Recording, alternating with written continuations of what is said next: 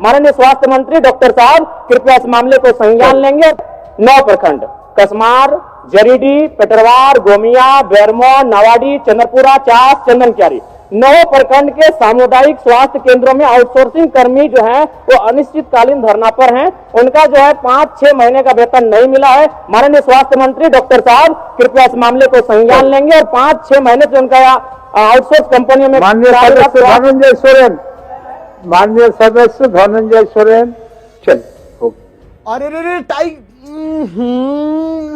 अध्यक्ष महोदय, टाइगर को मत रोकिए प्लीज, बोलने दीजिए।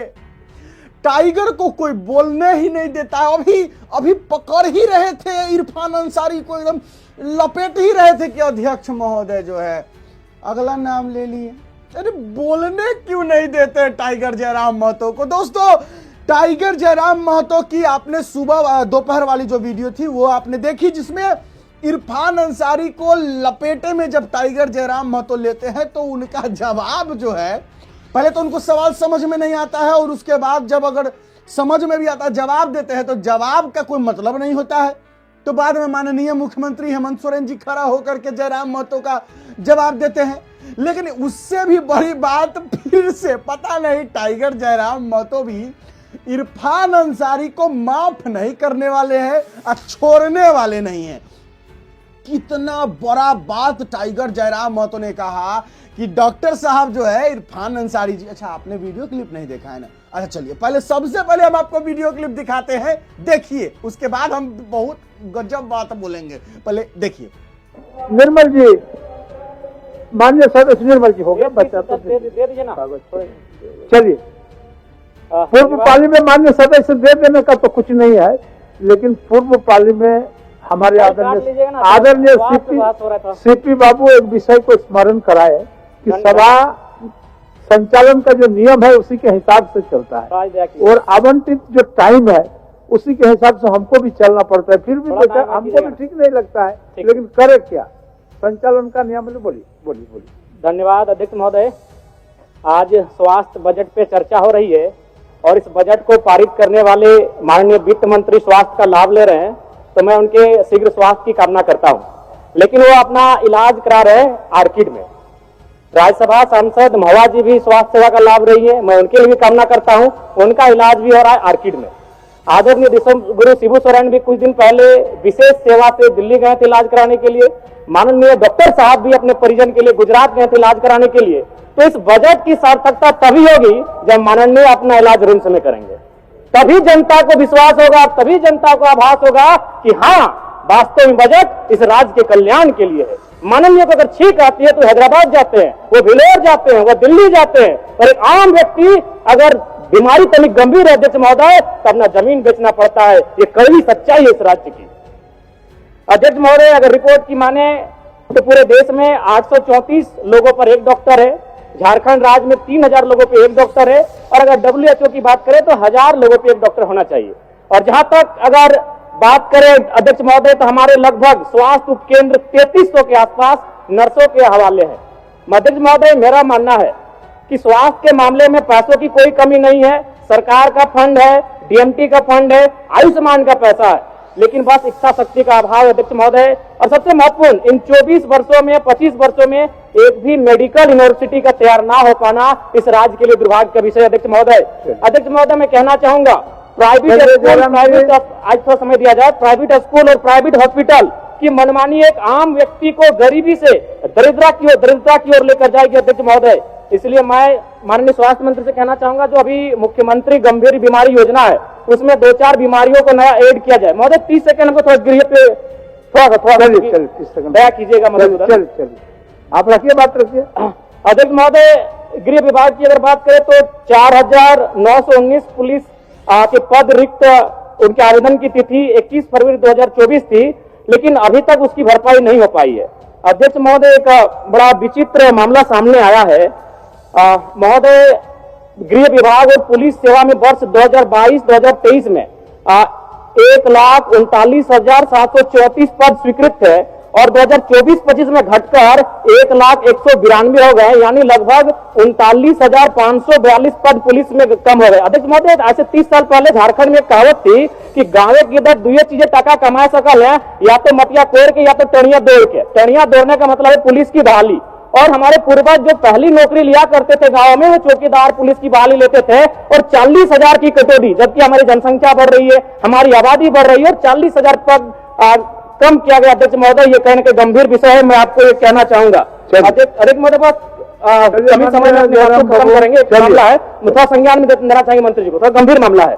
हमारे बोकारो जिला के कागज भेजवा दीजिए। थोड़ा सुन लिया जाए, थोड़ा 30 सेकंड में खत्म कर लेंगे। बोकारो जिला के 9 प्रखंड, कसमार, जरीडी, पेटरवार, गोमिया, बेरमो, नवाडी, चंद्रपुरा, चास, चंदनक्यारी, 9 प्रखंड के सामुदायिक स्वास्थ्य केंद्रों में आउटसोर्सिंग कर्मी जो है वो अनिश्चितकालीन धरना पर हैं। उनका जो है 5-6 महीने का वेतन नहीं मिला है। माननीय स्वास्थ्य मंत्री डॉक्टर साहब कृपया इस मामले को संज्ञान लेंगे और 5-6 महीने से उनका आउटसोर्स कंपनियों में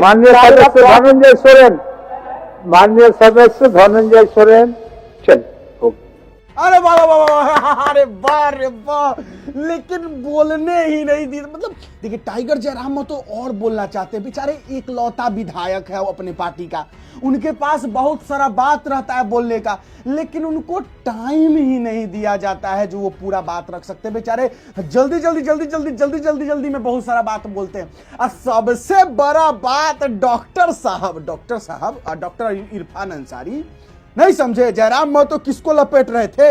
अरे इरफान अंसारी को लपेट रहे थे, हमारे डॉक्टर इरफान अंसारी को, कि जब इनका परिवार में किसी का तबीयत खराब होता है तो जाते हैं कहाँ? गुजरात। यहाँ जो झारखंड की जनता है उसका तबीयत अगर खराब होगा तो जाएगा रिम्स में। मतलब नेता सब जाएगा हैदराबाद, गुजरात, दिल्ली, यहाँ झारखंड की जनता जो है रिम्स में इलाज करवाएगी। मतलब क्या, नेता लोग का जो भी परिवार का हो चाहे रिश्तेदार हो, ये नेता का तबीयत खराब होता है तो बाहर क्यों जाता है? क्या उनको अपने झारखंड में जो अस्पताल रिम्स है उस पर भरोसा नहीं है? तो यही सवाल तो टाइगर जयराम महतो जी ने माननीय स्वास्थ्य मंत्री डॉक्टर इरफान अंसारी जी से पूछा। मतलब समझे ना कि समय नहीं मिला। अगर जयराम महतो को समय मिल जाता थोड़ा सा और, तो ऐसा अरफान करे, इरफान अंसारी को ऐसा दबोचते कि हमको लगता है कि ऐसे तो इतना से तो उनको आज रात नींद नहीं आएगा। इरफान अंसारी को आज रात को नींद नहीं आएगा। सोच में पड़ जाएंगे कि एक समय जिस जयराम महतो को लुच्चा लफंगा बोले थे, एक समय बोले थे कि पहले चुनाव जीत के दिखाओ, आज मेरे सामने मेरा धोती खोल रहा है, आज नींद नहीं आएगा इरफान अंसारी को। लेकिन तनका और बोलने का समय अगर जयराम महतो को मिल जाता तो इरफान अंसारी पूरा महीना नहीं सो पाते। लेकिन चलिए कोई बात नहीं है, इरफान अंसारी का आज का रात का नींद हराम हो गया है। लेकिन फिर जब मौका मिलेगा जयराम महतो जी को स्वास्थ्य पर बात करने की, और जिस दिन इरफान अंसारी का बारी रहेगा उस दिन फिर जयराम महतो लपेटेंगे तो जरूर। हम इसको लपेटना नहीं, इसको सच्चाई कहेंगे। जयराम महतो ने कुछ गलत नहीं कहा। जब सांसद का, विधायक, नेता, मंत्री, माननीय लोगों का किसी का तबीयत खराब होता है तो वो चला जाता है दिल्ली, गुजरात, हैदराबाद। का है झारखंड में अच्छा अस्पताल नहीं है, और अगर है तो बाहर क्यों जाते हैं? और अगर नहीं है तो झारखंड की जनता का क्या? इसका तबीयत खराब होगा तो बेचारा तो टा टा टा टा टा करके मर जाएगा झारखंड का जनता, गरीब जनता। तो ये सबसे बड़ा सवाल जो जयराम महतो ने किया ना, इसका जवाब कौन देगा? इरफान अंसारी के पास तो जवाब है नहीं। इरफान अंसारी अगर जवाब दे दे तो मैं मान जाऊंगा कि हाँ, इरफान अंसारी जी जो है सचमुच में मंत्री लायक है। लेकिन इसका जवाब कोई नहीं दे सकता, क्योंकि इसका जवाब है ही नहीं है। माननीय सांसद, नेता, मंत्री, विधायक का बेटा बेटी पढ़ता है प्राइवेट स्कूल में। क्यों? क्योंकि सरकारी पे भरोसा नहीं है। माननीय नेता, मंत्री, सांसद, विधायक का तबीयत खराब होता है, चाहे रिश्तेदार का, परिवार का किसी का तबीयत खराब होता है तो जाता है कहां? बाहर। झारखंड में इलाज नहीं करवाता है। काहे?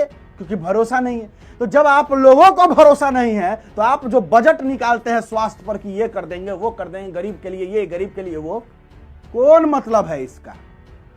दोस्तों, जयराम महतो का ये भाषण और ये जो बात जयराम महतो ने कही, आप कितना संतुष्ट है, आप सहमत है कि नहीं? जयराम महतो जी ने जो कहा वो सही कहा, गलत कहा? और क्या इसका जवाब हेमंत सोरेन जी देंगे या इरफान अंसारी जी देंगे? देंगे कोई नहीं, हमको पता है, क्योंकि इसके बाद जो है मौका ही नहीं मंत्री जी को बोलने का, मतलब मिला ही नहीं आदेश, तो मंत्री जी बोलते का। अब बोलते, हम तो कहते हैं कि जयराम महतो को और इरफान अंसारी को सामने बैठाया जाए, जयराम महतो सवाल करेंगे और इरफान अंसारी जवाब देंगे, देखते हैं कि क्या होता है। लेकिन ऐसा होगा ही नहीं। इरफान अंसारी जी तो फट से सदन की कार्रवाई खत्म होगी, अब फट से बैठेंगे, अपना 4 चक्का मस्त एसी चलाएंगे, अब पहुंच जाएंगे अपन हवेली में, जाके सूत जाएंगे। ऐसे आज नहीं सुतेंगे, नींद नहीं आएगा। दोस्तों, आपका क्या राय विचार है कमेंट बॉक्स में जरूर लिखिएगा। बस आज के लिए इतना ही है, मुझे दीजिए इजाजत। मेरा नाम बिट्टू सिंह, आप इस वीडियो को मिस्टर बिट्टू पर देख रहे होंगे। जोहार, जय हिंद।